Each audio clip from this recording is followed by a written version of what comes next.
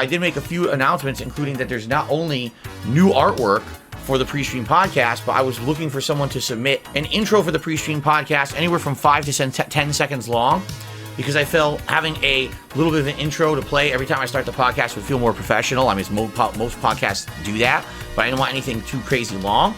And we'll see if anyone responds.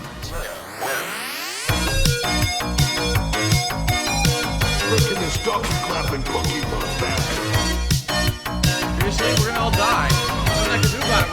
Oh, the camera's on. Hello. Okay, already we've had people taking stabs at new intros, outros, and all kinds of stuff, and I really appreciate that. It's the pre-stream podcast. Bye-bye. Peace out, everyone. Until next time. All right, anyone saying that the intro is a troll is going to get timed out? Seriously? Anyone who says that the intro video is a troll video, you're just going to get timed out, and if you continue to say I'm just going to ban you because you're stupid, because literally anything that happens on this stream, people say, oh, that's a troll thing. Okay, Phil, shut up. The thing is with the intros is shit, and is like I said, I don't mind that he keeps getting them, that people keep sending them to him. Like, you know, that's gonna be his shtick. The thing is that he takes what he can get, and you know, he's a charity case. That's it. Yeah, that and no concept of artistic integrity. Just a couple of the many things with DSP. He views his streams as meaningful and valuable, or at least he says he does. But my question is, assuming what you do has meaning or value, where's the harm in making it more valuable? He has a that'll do attitude which I could never imagine living with, and that goes a long way to explaining why his output's always had the same amateurish quality in the now 14 years that he's been putting it out. So what's this all about? Well, I said at the end of another video that I'd be interested in fixing a whole DSP stream, but I think what you're about to see is going to have to suffice. I've messed around with redoing his overlays and making his notifications more uniform and professional looking and creating something from that angle, but honestly, watching a whole stream of his where that's the only thing different, well, I just don't think that's worth doing. And I'm sure we all know how easy it'd be for him to improve this and how little effort it'd be for him to implement. So I thought it might be more interesting to approach it from another angle and do something that he should be doing as a priority. Editing his streams for his YouTube audience. One of the first things that a new streamer will learn is to branch out, diversify, and not stick to one platform. Typically, they'll then find themselves using as many social media platforms as they can to bring in as many new people as possible. That's why you see so many TikToks and YouTube shorts containing 9:16 cropped gameplay footage with a webcam overlaid. They're just doing their best to get their face in front of new viewers. Editing your streams down to be re-uploaded to YouTube is along the same lines. You're just tweaking and repurposing your content for consumption by a different audience. And if you are going to use streaming as your main focus for whatever reason, whether it's because you don't have time to branch out into other avenues or you just don't feel ready to start, then make the most of it. A great example of someone doing this perfectly right now is Meerkat Inc. Someone who's not only putting on entertaining streams regularly, but also making new thumbnails for each stream, and when he's done streaming, he'll keep the original VOD uploaded, but with timestamps added in so you can easily find the section you're looking for. It's just little things like that that add an air of professionalism and give a much better first impression to a potential new viewer. I can't promise miracles. I've been working much longer than intended with what's already there, and what was already there was a 1 hour and 45 minute unscripted rundown of DSP's best games of 2021. So what can I promise? Well, every snort, smack, snake laugh and throat clear is now gone, along with every at the end of the video I'll tell you just how many of these were removed, along with a few other interesting tidbits I noticed that might be worth sticking around for. I've excised sections of repetition to make points more concise. As we all know, Phil has a habit of talking in circles. I don't think I've veered into revisionism by doing this, because that's a slippery slope, although I can't tell you how tempting it is to rewrite history by doing things like this. I loved Returnal. The most glaringly disappointing thing about the original video was DSP's use of raw stream footage to show off his gameplay. This wouldn't have been as bad if his footage had been carefully curated and lined up ready. However, it was clear that no thought had been put into it. On at least one occasion, the gameplay footage shown was just a large section of DSP going through menus and unlocking skills, which he then laughed off as a menu quest. By the way, I was fairly certain that the videos I selected had gameplay. Apparently I was wrong. Looks like I picked the wrong video. Well, it is what it is. I already had this playing for like 3 minutes. I might as well just write it out. I don't know if there's... I don't know if there's actually going to be any gameplay or if this is just a menu quest. It looks like a menu quest to me. This is actually the reason I chose to tackle this particular stream, as it presented an opportunity to edit down what was already there without having to worry about jarring visual jump cuts. Seamlessly editing the audio together is much more straightforward. I could then add in better quality gameplay footage, which I've sourced from 13 different YouTubers, that better shows off the games and at times use footage that actually shows what he's describing. Anything relating to contributions is now gone. This obviously includes asking for tips or things like shout outs. There's no place for any of that in a video like this. Regardless of how you shot the video, the goal really should be to keep it its own separate entity. You shouldn't be constantly reminding your on-demand audience that your hastily put together countdown video was shot live in front of a different audience that you probably weren't a part of. Editing wise, the only other thing to mention is a general speeding up of the pace.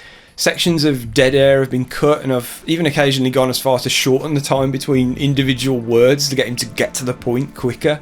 On the audio front, I've given the volume a considerable boost. There's no two ways about it. Phil's streams are quiet as fuck. There's also always a good amount of background noise, presumably as the mic he uses is a condenser, so it picks up not only his aircon unit in the summer, but also everything coming from his consoles and PCs. As far as volume and dynamics go, it's nothing that a compressor can't sort out, but I didn't want to mess with the background noise too much. I've added music to most of the video anyway, so that masks it up to a point. The last thing to mention, well, you'll see as soon as the video starts. Oh, and if you're not interested in how this all looks and sounds and just want to know how much bullshit I cut out, skip ahead to this time code. Enjoy. Alright. What is going on, everyone? DSP here, and it is time to discuss the best games of 2021. 2021 was a very unique year for many different reasons. I think that COVID kind of threw a monkey wrench into game development plans. A lot of games that we thought were going to come out in 2021 ended up getting delayed and or the schedule was shuffled around a bit. For the whole first half of 2021, people would come on my streams and say, Phil, what's your favorite game so far of the year? Like, what's your front runner? And I'd be like, man, besides like maybe 1 or 2 games tops, I don't even know that there's been a game that's been exciting enough for me to even say I would consider it like game of the year. The second half of the year hit, a ridiculous amount of game releases came out, and they were way better than I expected. And now, for 2021, I actually have 13 games that I'm going to go through that I will personally tell you are my favorite games of the year. This is my personal opinion on the games that I played over the year. However, it's only based on the games that I've played. All right, here we go. Number 13 is a game that I bet you no one will see coming. Ladies and gentlemen, Bowser's Fury.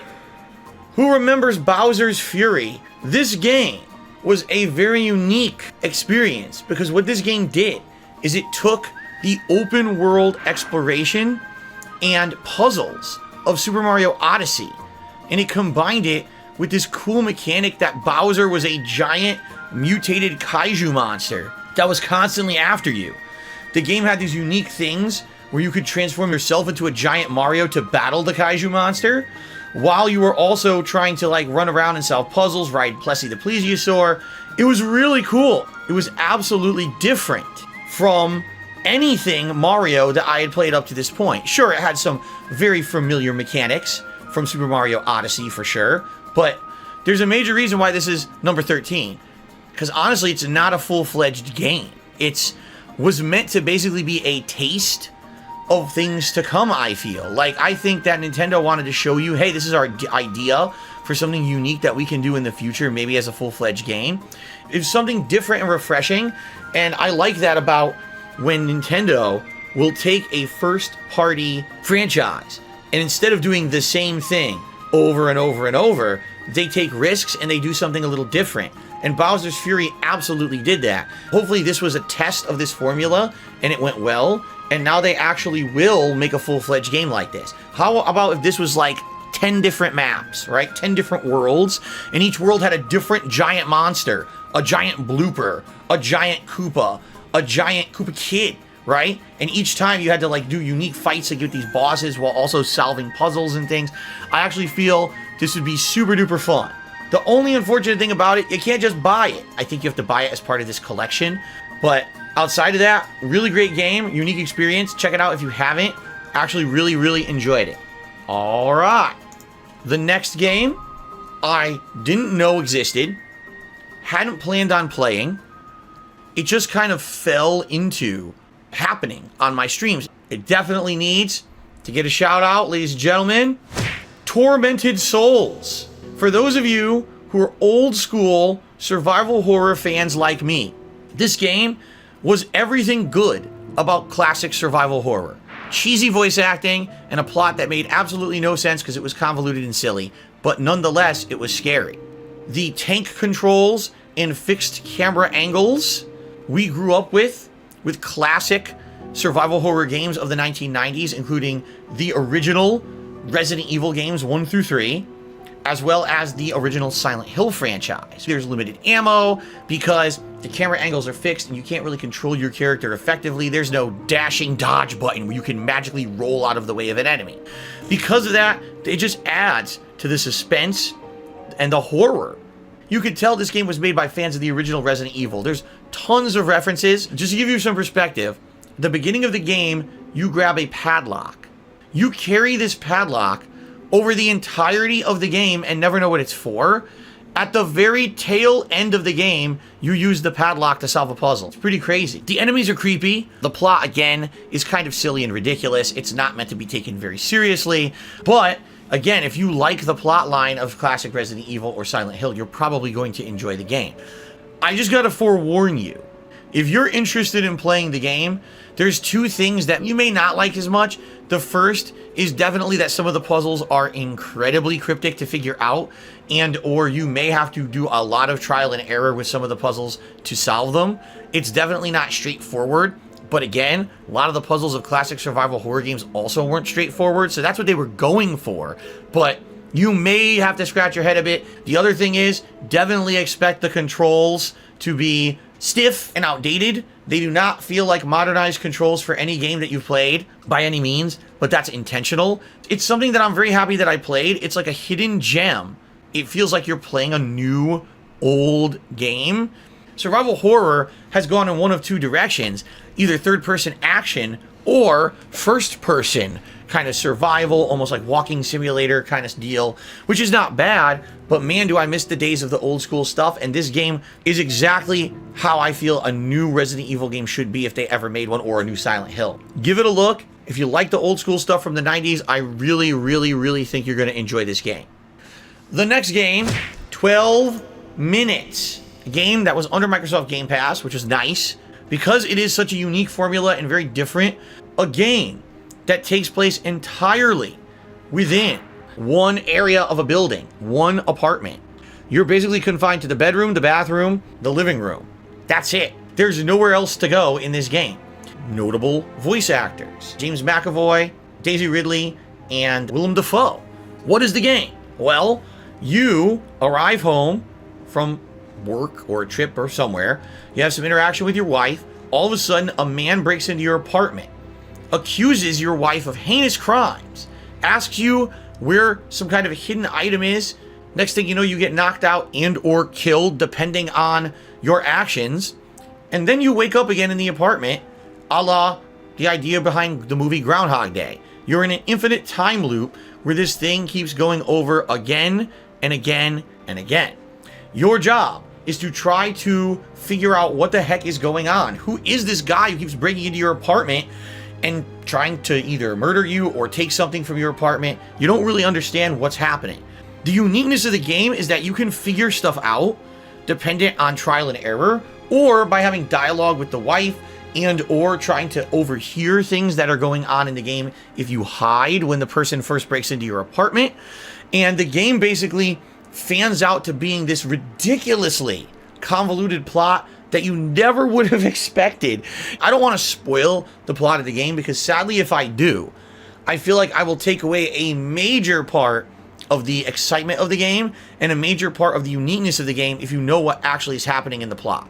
It's dark, it's shocking, and some people were actually so bothered by it that they heavily criticized and or panned the game. Personally, I just thought it was so unique.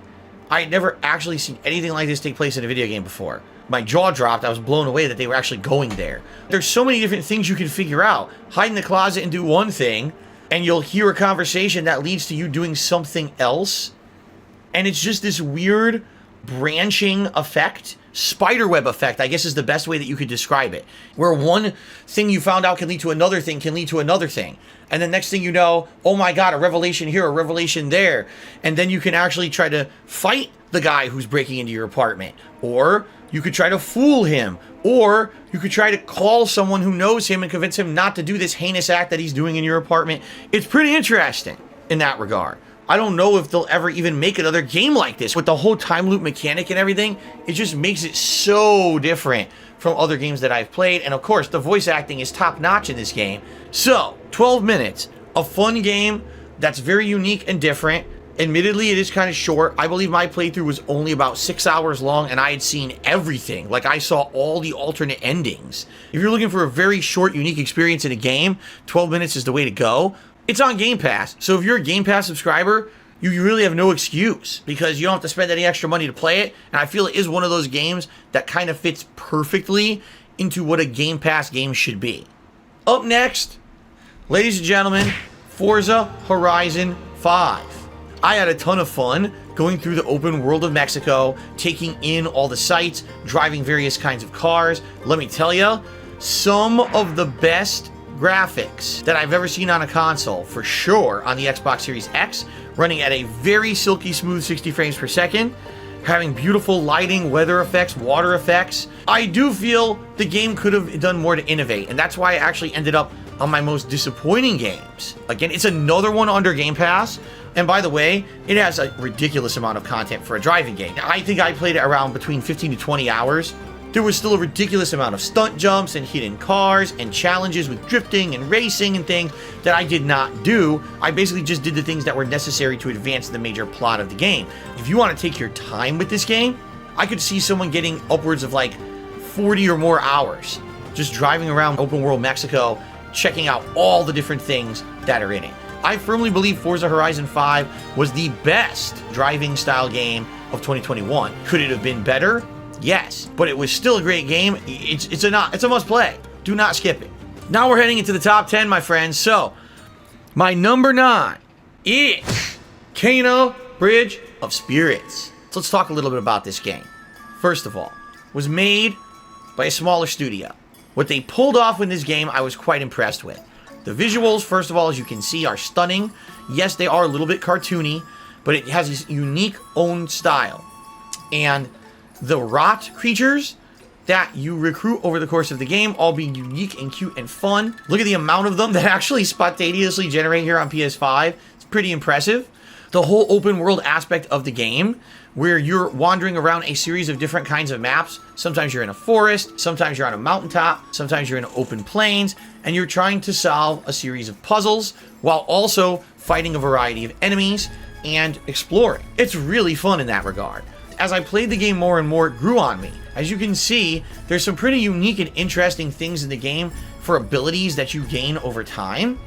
And these abilities just make the game feel like it has its own unique identity. Turning those rot monsters into a ginormous water creature that then runs around the map to try to solve puzzles. And then the further you play into the game, the more gameplay mechanics you actually unlock, including a bow ability, the ability to actually do like double jumping and hovering. Basically makes it feel like not only an open world exploration game, but there's a ton of puzzle element and exploration to it as well that makes it super fun. I like open world games like this. I feel like if Kena had not been open world, it wouldn't have been nearly as good of a game as it was, because it makes you feel like you're actually kind of solving unique puzzles and things for yourself rather than just going along a guided path. Boss fights are quite fun.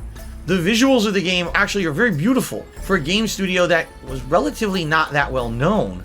I was very impressed with what they pulled off with this game. As the game progresses, it gets more interesting the further in you get, and the more abilities that you unlock, the more rot monsters you find, which then give you more combat capabilities and more puzzle solving capabilities. I do feel by the end of the game it's very, very good. But it is a slow build of sorts at the very beginning.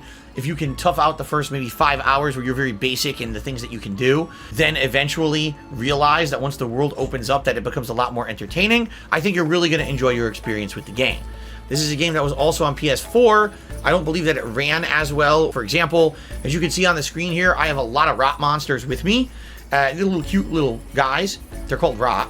I believe on the PS4, it renders dramatically less of them. I just really had a good time with it. And I definitely feel like Kena Bridge of Spirits did something unique, interesting, and different. If you like action platformers with puzzle aspect and open world exploration, you gotta give it a look. It's definitely one of the best games of 2021 by far. All right, ladies and gentlemen, let's continue on.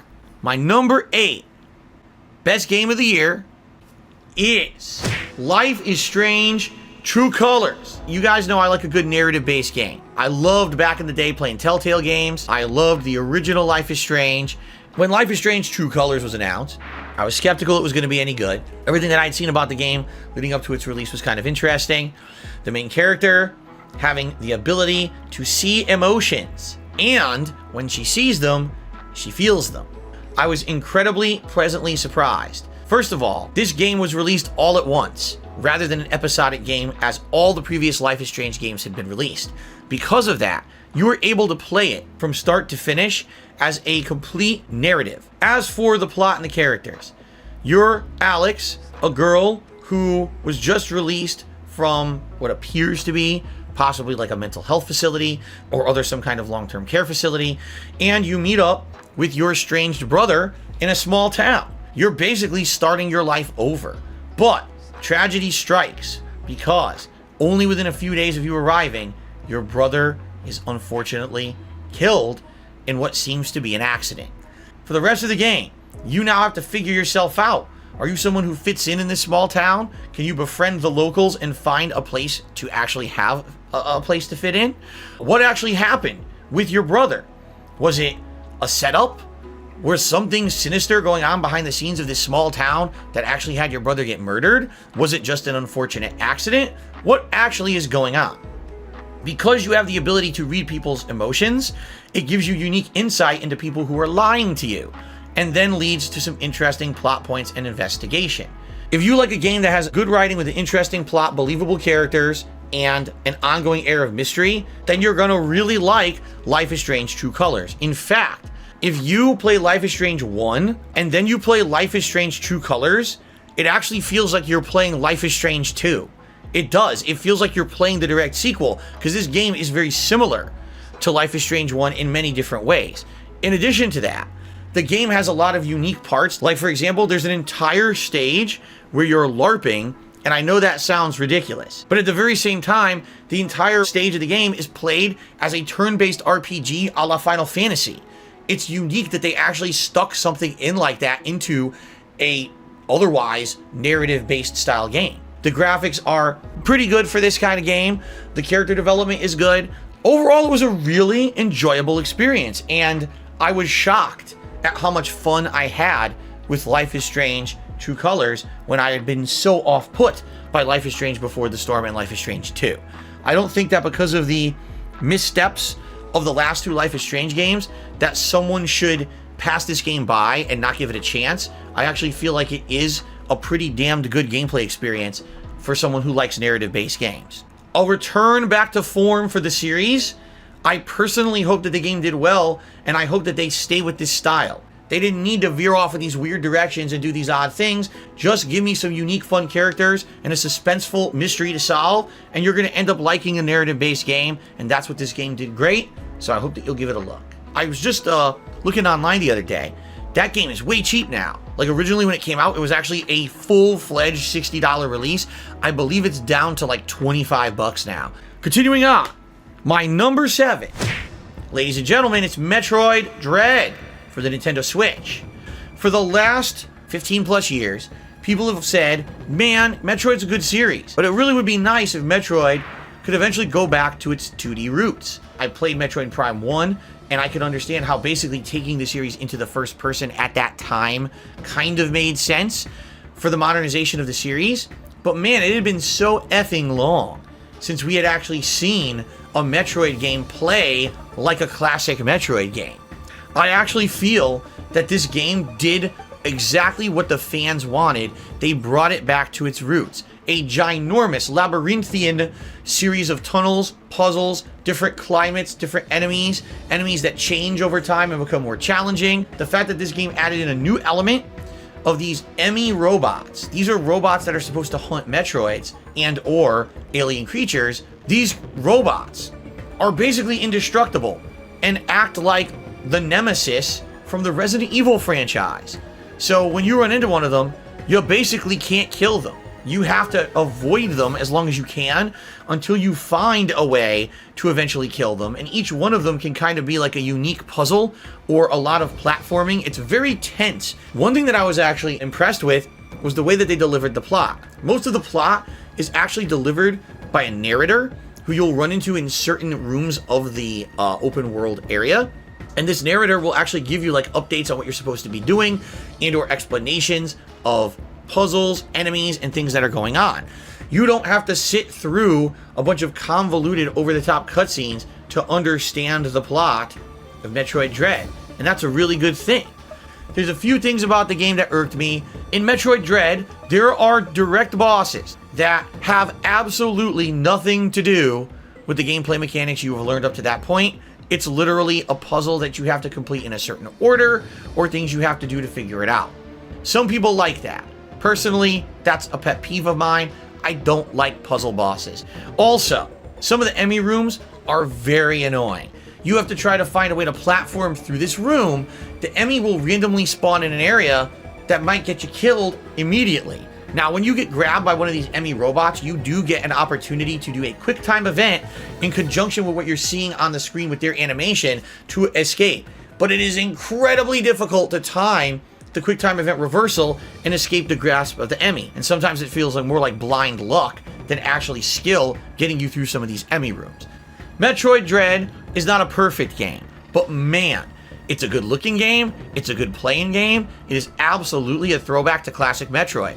I'm curious how well Metroid Dread did, because if this game sold well, perhaps we'll actually see Metroid back regularly. I really liked it, and personally, I would prefer that the series stay like this, and I am excited to play more Metroidvania games as a result of Metroid Dread doing well. So not only was it like one of the best games and most fun games that I played in 2021, but it also opened up my content to a whole new possibility of game playthroughs for the future, so that's like a double positive for me.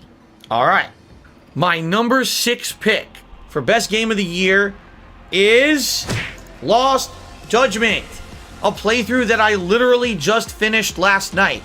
The direct sequel from the very successful 2019 release Judgment, a game that takes place in Kamurocho, and this time around, as well as a Jinsho, the same open world locations that the Yakuza franchise takes place in. As you're going through Kamurocho and a Jinsho, you're being attacked by mobs, and these mobs are basically trying to beat you up, and you use different hand-to-hand kung fu combat styles that you unlock over the course of the game to fight off said mobs. There's an ongoing investigation. You're a detective. This time around, you're investigating a series of bullying cases at a local high school. There is a huge overlapping major plot line where you're trying to figure out what's going on with this bullying, where there are a series of students who actually were either murdered or committed suicide as a result of the bullying. And then perhaps there's someone out there who's trying to punish people who've done this bullying. You're hired to get to the bottom of all of this, and you have to interview kids from the school, teachers, you have to get involved with people all throughout the cities and towns around the way, and it becomes this crazy plot line involving the police, involving a big political group in Japan. Graphics, actually a big improvement on the Xbox Series X over the previous game that I played in the series. The detail of the characters look almost photorealistic. It's beautiful, it's gorgeous, smooth visuals. The cities, both Kamurocho and Jinsho, yes, they reused the maps from Yakuza 7. As they've been doing, they've always kind of reused the assets from the games that this game studio makes. However, because you already have 2 established maps from another game, it opens up the game to a lot of variety of stuff and a lot of locations in addition to what you would expect from the original Judgment. The world is vibrant. It's full of businesses that you can interact with. It's full of citizens who need help, and you'll stumble upon people in the streets that are going to need help with side missions and the like. What did Lost Judgment improve upon from the original Judgment? Well, there's more combat styles this time around. So if you like variety of combat, you've got Crane style, which is more like for attacking groups of enemies and his big flaring kicks. You got Tiger style, which is more hand-to-hand combat for one-on-one encounters, and it actually does guard breaks for enemies that like to block or use weapons and are basically trying to hit you with like super armor attacks. Then there's a new style called Snake style, which is a more evasive style. This is meant to basically be the counter move style. If you're fighting a group of enemies and they're coming at you from all directions, you can actually parry their attacks, throw them out of the way, and then attack other enemies. You can actually do this ability to toss all of them around in like a big combo. So Snake style actually was my favorite combat style of the game overall. It has an entirely separate plot line called the School Stories plotline. You start having interactions with the kids at the school, and some of these kids end up getting wrapped up in things like gambling or a biker club. On the flip side of that, some of these are very kind of arbitrary school clubs that you would expect, like a dancing club. And admittedly, seeing Yagami dressed up in a dancing outfit doing breakdance moves is pretty funny. Or maybe a robotics club where they build little drones that compete against each other. Your playthrough of Lost Judgment could be 80 or more hours. Mine clocked in around 70. If you like epic drama, if you like detective investigations, if you like hand-to-hand kung fu, if you like nice graphics and you like to be immersed in the culture of urban Japan, then Lost Judgment is absolutely the game for you. I really enjoyed it. It's a hell of a ride. It's a lot of content. It's a great value. It's a great plot. Check it out. Lost Judgment, a great game. All right, guys, so now we are about to head into the cream of the crop. It's the top 5 games of 2021, in my opinion. The number 5 best game of 2021. Ladies and gentlemen, it is Marvel's Guardians of the Galaxy. If you want to talk about a game that was shockingly good compared to what we were actually shown beforehand, this is the game. If you like Guardians of the Galaxy from the movies, if you like them from the comic books, or anything in between, this game is absolutely outstanding. It captures the personalities of each of the Guardians to a T. Drax, the brooding, yet also kind of funny, matter-of-fact guy. Gamora, ultimate assassin badass, thrown amongst a bunch of jackasses who are constantly messing around and she's forced to kind of deal with their nonsense. Groot, the anthropomorphic tree that can only say Groot, but has some pretty cool powers and has a heart of gold. Rocket Raccoon, the consummate gun for hire that's willing to do anything to make a buck and really doesn't have much of a conscience about it, but also is a pretty funny personality. And then you got Star-Lord. But anyway, they basically nailed their personalities. Some of the interactions these characters have are absolutely hilarious. The quirky dialogue that these guys have between each other, not only in combat, but also just between action scenes, is amazing. It's a narrative-based game where you're trying to save the galaxy. There's various plot points that happen. There's a cult that basically is going through the galaxy trying to indoctrinate all these people and cultures, and it's your job to try to stop them. And you have run-ins with various different characters from the Marvel Universe over the course of the game. The game is a combination of third-person action. You always play as Star-Lord, but you control the other Guardians, and you are able to level up the other Guardians to get new abilities. For example, some Guardians can do area of effect abilities that will knock down or knock back all the enemies. Some Guardians will have moves that can stun an enemy. Some Guardians will just have very high damage moves or moves that maybe can hit them with a projectile from afar. And so they're all very different depending on what you level up and what you choose to do with each character. It is a little disappointing that you can't control all the Guardians fully in combat. It would have been great if you could change it freely between them on the fly. There's also exploration, puzzles, platforming. As you can see here, just going a little bit to one direction instead of where you were supposed to go directly can lead to a destructible wall, which then can lead to some hidden items, upgrades, and otherwise some really interesting things that maybe you would have missed if you weren't too observing.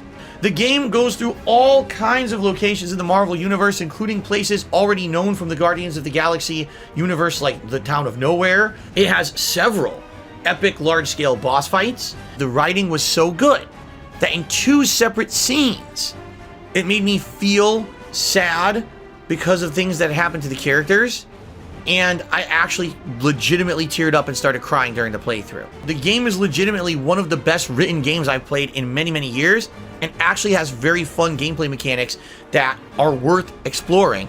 It basically is what I think most people kind of wanted or expected out of the Avengers video game from 2020, but instead didn't get. It's worth every dollar. It's a lengthy game, by the way. I believe my playthrough was 20 hours long or something like that. It absolutely was one of my favorite games of 2021. Now, you ready for this? The number 4, fourth best game of 2021, Psychonauts 2. A game that really had potential to go south. This game was in development hell for an incredibly long time.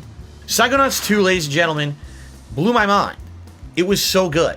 The graphics, the uniqueness of the level design, the ingenuity that was put behind the puzzles, the actual combat gameplay as you get further into the game, which gets more interesting, although admittedly, once you get further into the game, I do feel like the actual combat was maybe a little bit oversimplified to the point where it wasn't ultra challenging. But the fact that you can go inside so many different people's minds, each person's mind is completely different. In one mind, it's a very kind of cut and dry, oh, you're in a hospital. You're in like, a library. But in another person's mind, everything's colorful and exciting. You're in a bowling alley where giant balls are being rolled around and you have to solve puzzles based on that aspect. You're in a casino where everything is about gambling and taking a chance. It's very unique in that regard. The game also has an open world aspect where you can explore and find optional upgrades, items, and solve puzzles that you never really have to even bother with, but man, they're fun to kind of explore and experiment with. The graphics on the Xbox Series X, they're absolutely outstanding. Full 60 frames the entire way through. The lighting was gorgeous. Now, just because you didn't hear many people talk about Psychonauts 2 this year, doesn't mean you shouldn't check it out. Just because you didn't play Psychonauts 1, doesn't mean you shouldn't check it out. I'm here to tell you, this game absolutely is a game worth your time. And by the way, it's under Game Pass. So if you have an Xbox console or a PC and you have Game Pass Ultimate, there's absolutely no reason why you should skip out on playing this game. It really is a very fun, unique, and enjoyable experience. Unless you were a fan of Tim Schafer and his studio, no one really talked about it. This game, even though ended up being one of my favorite games of the year, didn't even make the top 10 most sold games of the month when it released. I feel like this game was completely passed by a lot of people, sadly, because they didn't know what it was or had no idea it was going to be good. It's ridiculously good. I urge you, give Psychonauts 2 a try. And this is from someone who did not like Tim Schafer for the longest time and had no faith in his game studio. Personally, I feel like this ended up being one of my favorite games of the year, perhaps one of my favorite games of the last several years, with its creativity, its fun, its colorfulness, the uniqueness of the design of the characters, the bosses, the world. Everything about the game is polished and well done. You definitely want to give this game a shot, especially if maybe this is one you pass by because you said, I didn't hear many people talk about it. It's definitely worth your time. And with that, ladies and gentlemen, we're in the top 3. We're in the home stretch for my Game of the Year awards. Whew! We're getting there. All right, 3 more games to go. So I hope you guys are ready for the absolute cream of the crop, best of the best, the creme de la creme. Number 3 is Hades. Now, before you freak out and you get angry with me and you say, Phil, I'm very upset with you. Hades did not come out in 2021. This one got into my countdown on a technicality because, yeah, it is a game that's been out for a few years, but it is a new release for 2021 if you played it on an Xbox console. So you see what I did there? I wedged it in. And I'm glad I did because, ladies and gentlemen, Hades is one of the best games I've played in a very long time. I was incredibly pleasantly surprised by how good it was. When I went into it, I didn't have any conceptions of what it was, but I had heard that people had said it was previously Game of the Year, and I knew that I was probably in for something good. I love Hades. It ended up being a game that grew on me every time I played it. And here's why. Unlike Returnal, a game that absolutely does not appreciate your playing it or bought it, a game that every time you die says, ha ha ha, you loser, get good, you have to play for 3 straight hours and never die and beat the boss in one shot in order to make any progress that sticks, Hades is the polar opposite. Even though Hades has RNG, even though Hades has different enemies that it throws at you every time, different weapons that you'll find every time, every single time that you do a run through Hades, you actually feel like you made progress. Whether it's you unlocked something new for a weapon, whether it's you got enough upgrade points that you can buy an upgrade that you wanted, you couldn't get up to that point, whether you go back to the main hub area and there's all new plot points that have now been unlocked with the different gods that are talking to you there. No matter what, when you're playing Hades, you always feel like you're moving forward positively. Even if you had a relatively bad run, it feels fun and worth your time. Hades has great graphics, even though they're kind of top-down hand-drawn art. They really aren't. It's really more kind of like a cartoonish cel-shaded deal. It has a good variety of enemies, even though it technically only has 4 worlds. There's enough variety in the RNG factor of how those worlds are generated to make it feel unique and interesting and different when you're going through these different runs. The weapons, there's not that many, but as you play through the game, you can unlock what's called hidden aspects of these weapons that completely change the way that you use them. The spear originally is just used to poke enemies and throw, but eventually with a hidden aspect, you could charge it up and throw it to do a spinning area of effect attack. Sometimes you can have the spear come back to you and do double damage. As you progress through the game, you're talking to various different gods and asking them for boons, which are basically giving you their powers and blessings, which give you elemental effects and or other things like healing and stuff that make you more powerful. I played Hades for probably around 30 to 40 hours, I would think. Not once did I actually play through it and feel like I totally feel like I'm doing the same thing over and over. It was actually the opposite. It's super fun to go through this game and experiment with different weapons, even if you're not successful in a run and you don't make progress. Let's say you don't kill a critical boss, you don't escape from Hades, you don't find yourself being successful. You'll still feel like what you did was worthwhile. Hades is absolutely shockingly good. I think that if you have ignored it up to this point like I did, you should give it a shot. You may like it, even if you don't, I feel like you're going to still at least get a good understanding of what a good roguelike could be. By the way, I should say that Hades is a challenging game. It absolutely is, although the more that you play it, the more leveling and the more abilities you get, the more capable you'll be of handling the very large amount of difficulty that the game can tend to throw at you in the later runs. It's a great game, it's a great plot. I loved every minute of it. I really enjoyed it. Hades, my number 3 favorite game of 2021. All right, guys, let me reveal to you the top 2 games of the year, and then I'll tell you which actually is my game of the year pick. First of all, let's start off with Resident Evil Village. The game that way back when I played it in April, I told you guys, man, it blew me away. Not only were the graphics outstanding on the PlayStation 5, but the fact that this game completely blew the lid off the idea of what Resident Evil was. Yes, it was first person, much like Resident Evil 7. I didn't even know what to expect. This game had zombie-like monsters, werewolves, vampires, killer animals, ghosts. Okay, maybe not actual ghosts, but things that kind of were like ghosts, or at least you were led to believe that maybe some stuff was haunted, as well as mutated monstrous creatures that were just hideous freaks. It's not your grandpappy's Resident Evil. It's basically a new spin on the franchise. It showed that they could go in a direction that you didn't expect, an open world village full of mutated freakish creatures out to kill you, but the game actually had unique locations that all felt different. At one point, you're going off to a castle full of demonous vampires who want to suck your blood. Then you're off to a mansion or manor that's haunted and full of killer dolls. Then you're off to like a fortress of the woods, and there's all these crazy werewolves trying to kill you. And like, damn, and each time you do this, it feels like a unique and fun and different experience. The game definitely retains a lot of the aspects of Resident Evil 7. You do once again play as the same character, who I believe his name is Ethan, who obviously has something weird going on with him. If you saw Resident Evil 7, you'll know what I'm talking about. I don't really want to spoil for those who maybe didn't, but man, the game is full of scares, both jump scares as well as psychological horror. Let me tell you the point in the game where I actually literally wanted to crap my pants, and it had nothing to do with the jump scare. Relatively early on in the game, you're going through this village, the open world town, and as you're doing so, werewolves start to appear all around you. They start to gang up on you, and you're like, okay, let me kill a couple of them. So you start murdering them or whatever. Next thing you realize, like, wait a minute, there's more. Wait a minute, there's even more. And you start looking around, you're like, what the hell?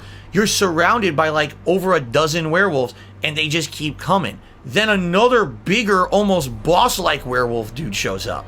You're like, now what am I supposed to do? Obviously, you don't have unlimited ammo, and you can't kill all these things. So now you're like, okay, maybe the goal is to survive. So now you're frantically trying to figure out what do you do to survive, and you're running through this town desperately. You're running up to the top floors of houses, you're running on rooftops, you're jumping all around, and they're completely surrounding you.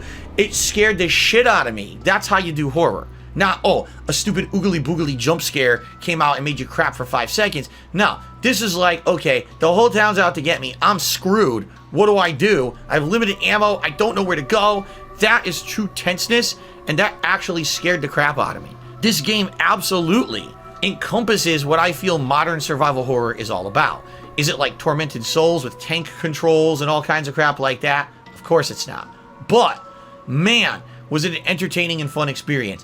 Like I said, having unique bosses, crazy gameplay elements that I didn't expect to be in the game, fighting the big variety of enemies and the variety of locations that this game encompassed. It also was quite lengthy. Of course, it's not perfect. There were a few times when I feel it went off the rails. There's a particular boss near the end of the game with a lot of robotic parts and stuff, and that kind of threw me for a loop because I really didn't feel like it was authentic Resident Evil. But outside of that, it was a really great game. And by the way, the really cool part about it is that it basically tied in with the plotline of the previous Resident Evil games. When I started playing, I was like, wow, this is like off the rails of Resident Evil. It just doesn't feel like Resident Evil. By the end of the game, it completely ties in with everything and even goes as far to explain the backstory of many of the different viruses and things of Resident Evil up to this point in the franchise, which blew me away that they were able to tie it up like that. So Resident Evil Village, incredibly outstanding game, scary as hell, full of fun gameplay elements, uniqueness of enemies, really, really well done, and definitely in my top 2 games of the year. But is it my game of the year? There's another game left that we need to discuss.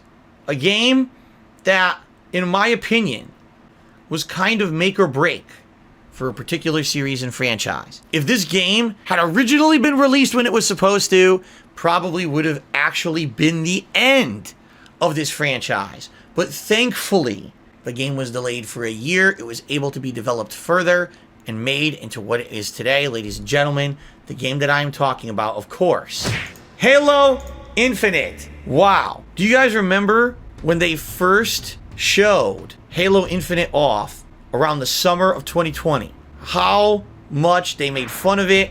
The meme about that character Craig, who was supposed to be a brute and he looked so ridiculous, his face was so poorly animated and shaded, and everyone completely ripped it a new asshole and said, if this game comes out this fall, this game is going to be terrible. And so they delayed it a year. And that absolutely positively was the right thing to do.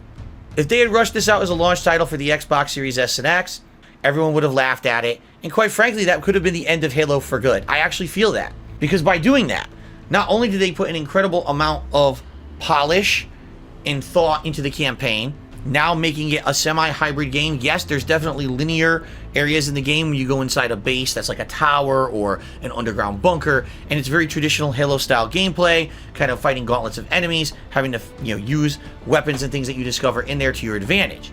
But also, there's these large open-world segments, base takeovers, killing VIP targets, rescuing Marines that are under attack. And all along for the ride is the end-all, be-all, best addition to the Halo franchise that I think they ever could have added, the grappling hook. That grappling hook single-handedly made the campaign of Halo Infinite interesting, because one of my major complaints and or criticisms of the Halo franchise over the years has always been that Master Chief is basically like a slow-moving tank.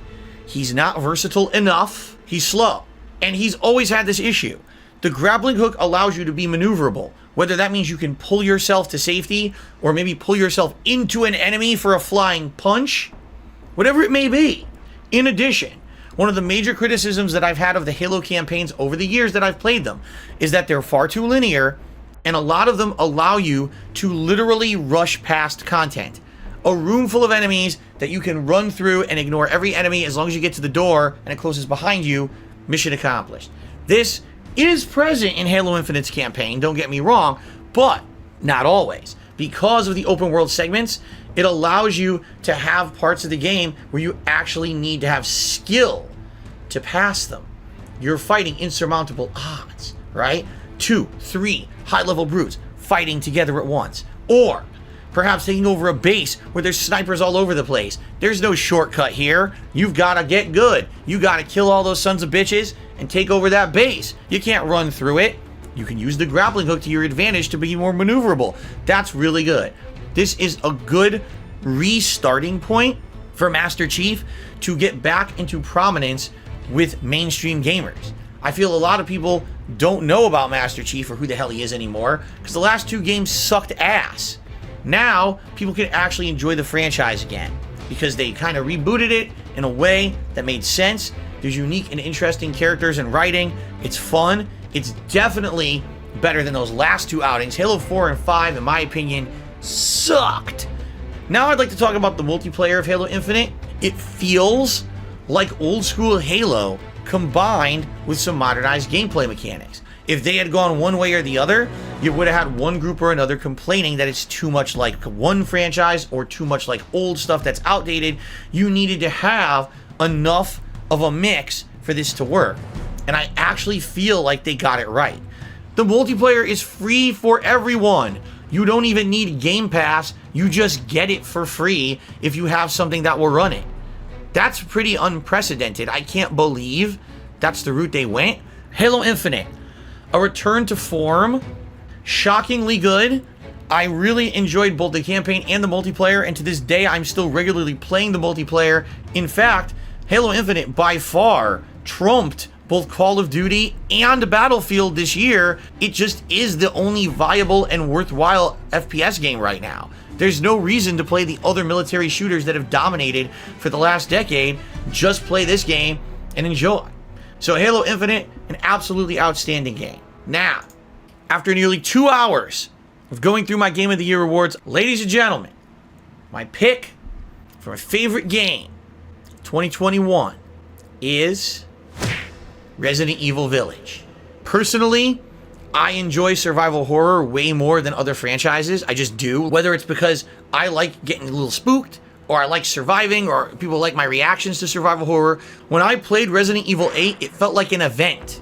I enjoyed the hell out of it the entire time I played it. A game that really tried to venture outside of the mold of what survival horror in Resident Evil terms had been up to that point, and do a variety of things, a wide variety of locations and enemies, introducing new plot points and new game mechanics, and having revolutionary, groundbreaking graphics that blew me away at the time. It basically hit it on all cylinders for me. I loved Resident Evil 8. There were some criticisms and things I had about it, but in general, by the time that the credits rolled, I was incredibly pleased with the experience that I had. Like I said, a real way to tell a game that is a Game of the Year pick for you or resonates with you, think about all the games you played in a year and which ones do you still think about today? Which ones do you still remember distinct moments in the playthrough that you really enjoyed and or resonate with you that are going to stick with you for a long time? Resident Evil 8 had more of those moments than any other game for me in 2021. Not to say that a game like Halo Infinite or Bowser's Fury or Metroid Dread or Lost Judgment won't resonate with me. But man, when I think what's the big event that happened in 2021, for me it absolutely was Resident Evil Village. That was like, if you are gonna miss out on a game, that's the game that if you miss out on, man, you're gonna be disappointed, because I loved that game and absolutely that was my pick for Game of the Year. I'm not aware of much survival horror coming out in 2022 besides maybe Ghostwire Tokyo, which seems to be like it's gonna be a very different style of game from traditional survival horror. I guess we'll see. But anyway, I had a great time with the game, and I hope that you'll give it a chance as well. All right, so ladies and gentlemen, that is my Game of the Year Awards picks, number 13 all the way up to number 1. So if you're watching this countdown and you agree, you disagree, maybe you think something should have been ranked higher or lower, you can leave a comment on the video and do so. How cool is that? Let's have some fun and open discussion about what your favorite games were in 2021. Ladies and gentlemen, here's to the future. Thank you for all of the support last year, and here is to a positive future moving forward. Thanks, everyone. This is darksydephil signing off for his Game of the Year Awards for 2021. Peace out. Still here after all that?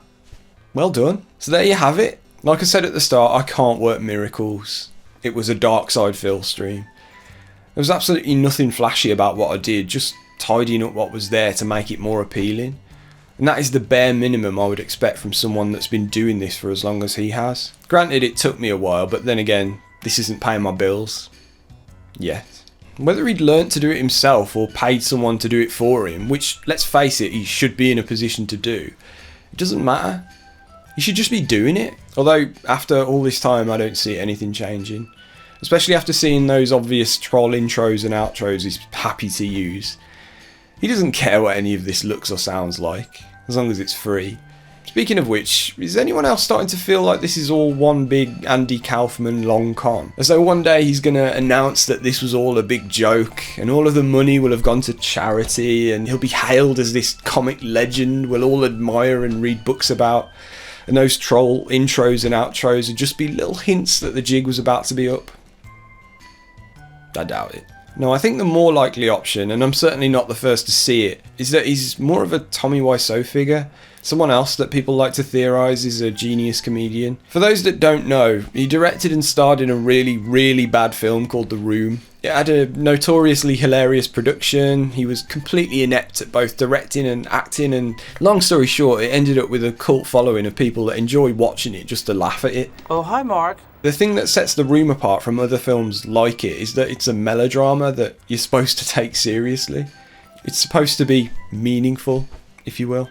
Typically, the makers of notorious so bad it's good films tend to want to portray themselves as action heroes, in authority, or even having some sort of higher power. The reason I bring this up is because once it had dawned on Tommy that people are laughing at his film rather than singing its praises, he started referring to it as a black comedy, not a drama, as though his plan all along was to make people laugh. It's not hard to imagine Phil doing something similar. Ladies and gentlemen, I've now been called the Tommy Wiseau of gaming. Unbelievable. Thanks, you made me feel so good, Mitch RV guy. Thanks a lot. Anyway, as promised, here's a few bits that I couldn't help but mention. It's funny to think about after all of that, but this is probably the only screen that a lot of you are interested in seeing. This is everything I took out. Oh, there's one missing.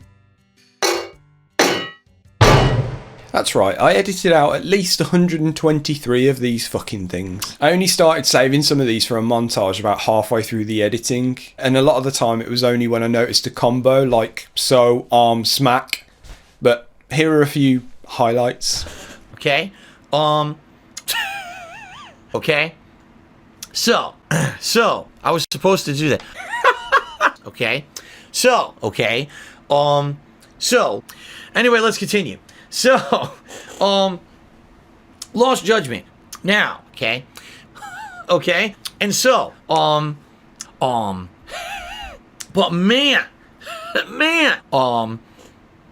okay. So, okay, which I didn't expect it to do. Okay. So, the second thing to bring up, I'd cut down on its usage here for obvious reasons. But even so, have you ever heard someone say the word unique so much? Throughout the original video, he used it 62 times to describe the games themselves, plus a further time in the intro. 2021 was a very unique year. And once in the outro. Something unique about this year. Make the genre feel unique and special. I like that it was unique and different. One of the more unique things about this game, to make it feel unique and interesting and different, we can help Phil build a unique build. There's unique and interesting characters. What they did was a unique combination. It feels like a unique hybrid.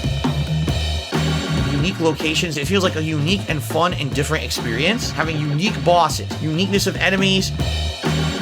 All these characters, unique, fun, interesting, unique RPG elements, a unique narrative style one, a unique cinematic experience.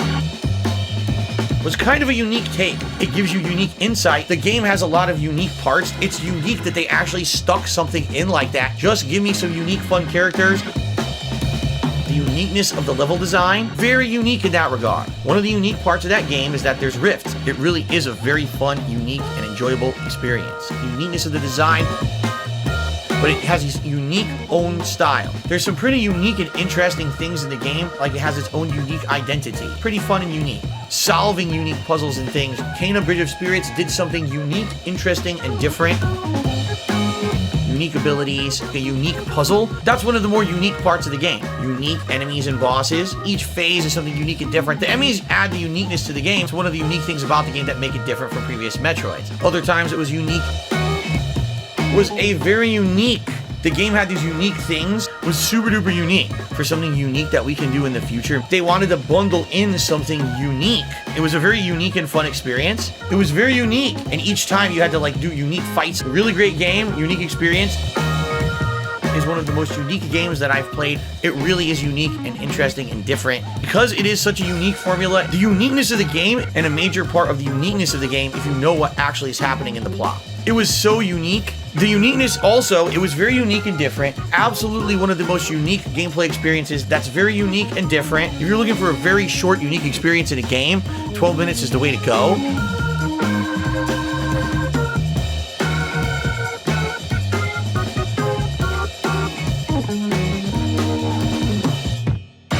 Unique was something of a word of the month for January 2022. In fact, he's never said it as much, just the 333 uses. One thing we haven't acknowledged here, and only mentioned once by DSP himself during the footage we just saw, he also did a rundown of his most disappointing games of 2021 during the same stream, in which he said the word unique another 50 times, and Forza Horizon 5 was part of it. Long story short, during that rundown, he used the word unique 3 times while talking about it. So, on a technicality, Forza moves up level with Halo. These are unique places, so it's pretty unique. They each had their own uniqueness to them. This wasn't supposed to be a long, fantastic Mr. Sam video. This was a experiment that grew, and it wasn't supposed to be an hour long. But the next one, that's a bit more like my other ones, is coming. God knows when, but it's coming. So that's that. I regret every second of this. That's why you see so many TikToks and YouTube Shorts videos containing 9x16 cropped gameplay and cropped gameplay. Tough. Typically the makers of Notorious So Good It's Bad. That's right, I edited out 120